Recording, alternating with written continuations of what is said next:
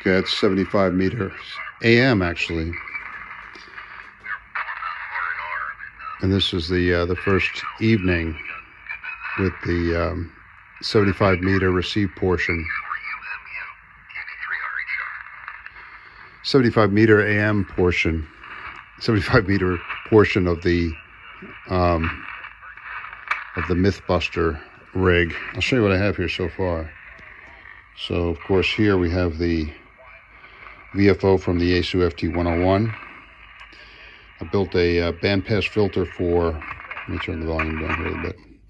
Bandpass filter for 75 meters, 4 LC elements. It goes into an ADE1 mixer. First time I've ever used one of these tiny things that my friend Armand WA1UQO gave me a while back. So into that goes the energy from the VFO. It goes through a little amplifier. I needed to get it up to 7 dBm.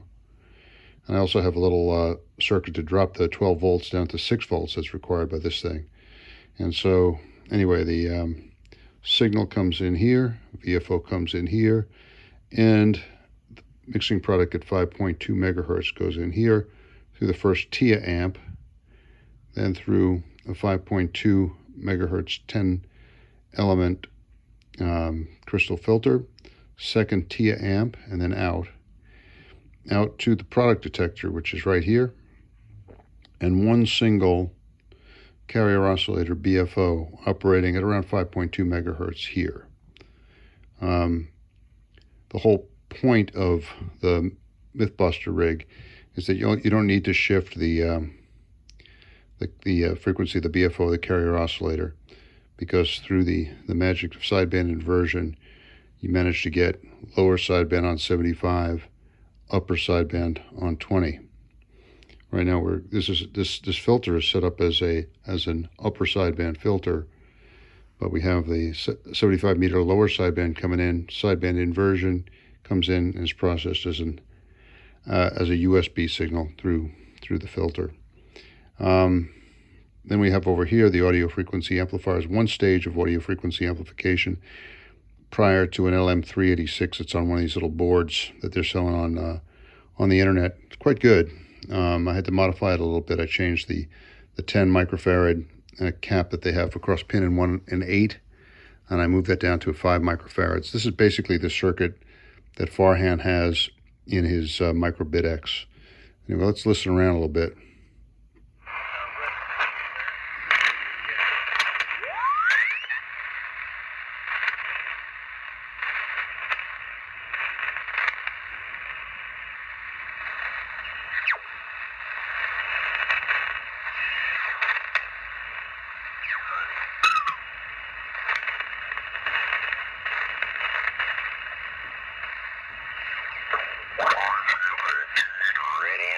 Squelch opened up right here is what it sounds like. Just constant white noise. That's when I get all the time. But usually it's on 0. Now it's up for a little bit. All this rain and the wind. I think it sounds pretty good.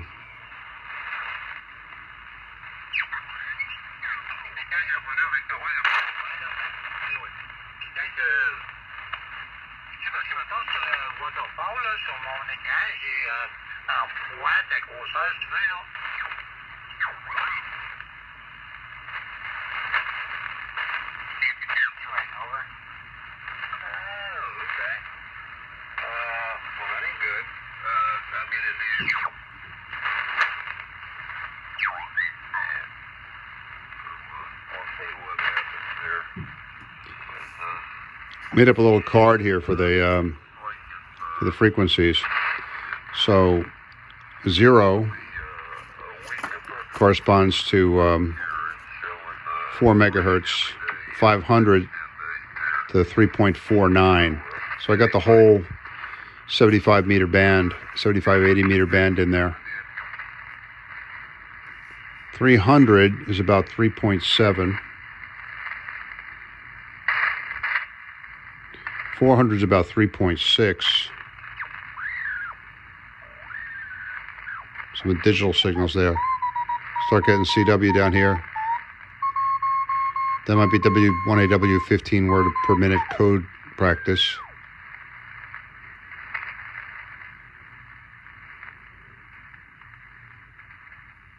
Anyway, that's it. I think it's all working pretty well.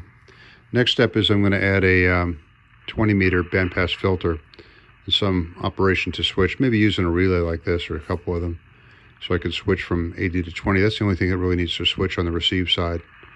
And then once I get the receiver going on both bands, I'll just add in the circuitry to basically fire it up as a transmitter bidirectional.